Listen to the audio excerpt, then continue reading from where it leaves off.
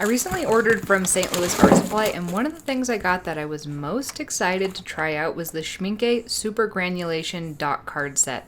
This comes in an envelope, and it is a fold-out piece of paper that has 40 dots of their watercolor with the names, and it's printed on watercolor paper so you can swatch directly onto it. Recently, I've been kind of really falling in love with these more granulating watercolors because they're really spectacular in some effects for things like animals, landscapes, and especially I'm loving them for abstracts. These Schmincke ones are their most granulating pigments that they have and that they offer, and not only that, but some of these actually settle out into 2 different colors so you can get some really surprising and stunning effects. I haven't actually tried anything from this brand before, so I was really excited to see this dot card because this dot card costs between about $12 and $15 depending on if it's on sale. And these are pretty pricey watercolors. If I wanted a set of 4 of these that come in this lovely wooden box, it would be $95 on sale. The original list price is $135 for those 4 colors, and they do have multiple different sets so you can get different types of colors in them. And if you really wanted to get all of these colors, all 40 of them, in order to get the full set, it runs you somewhere between $700 and $400. Again, this kind of depends on the sale type pricing. On the St. Louis Art Supply, a full set of these is currently listed at $475 for full tubes of 40 of these colors. And that's quite a pretty penny. Schmincke is known for their quality. They're manufactured in Germany, and they focus on sustainability and quality.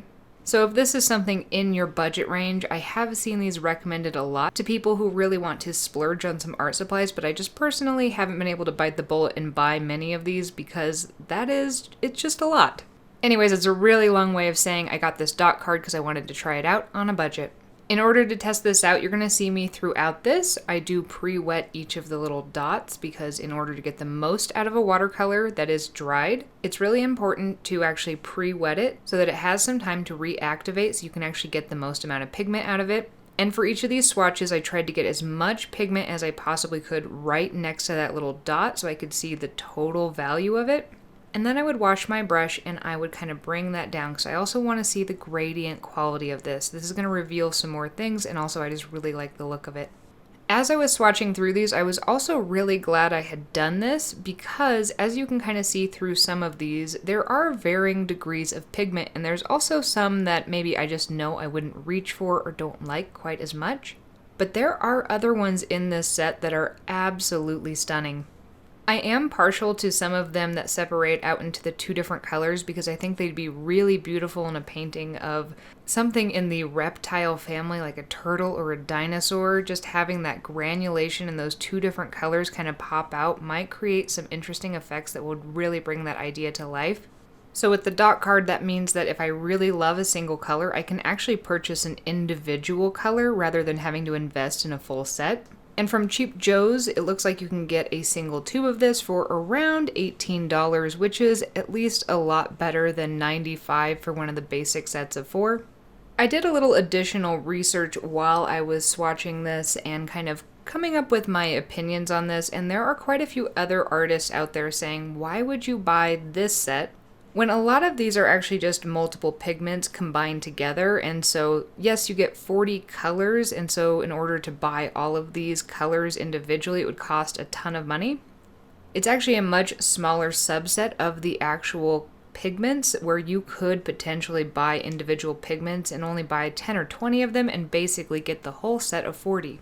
So if you're trying to do this on a budget, you might be able to kind of create your own super granulators from an abbreviated version of this. But I really do like the accessibility and the easy instant access nature of having these unique colors on hand, but probably not all of these. Personally, I tended to find the blues, the greens, and some of the grays or blacks the most satisfying as far as their granulation and that separating effect. And I found the yellows and reds to be a little more disappointing. But that is all personal preference.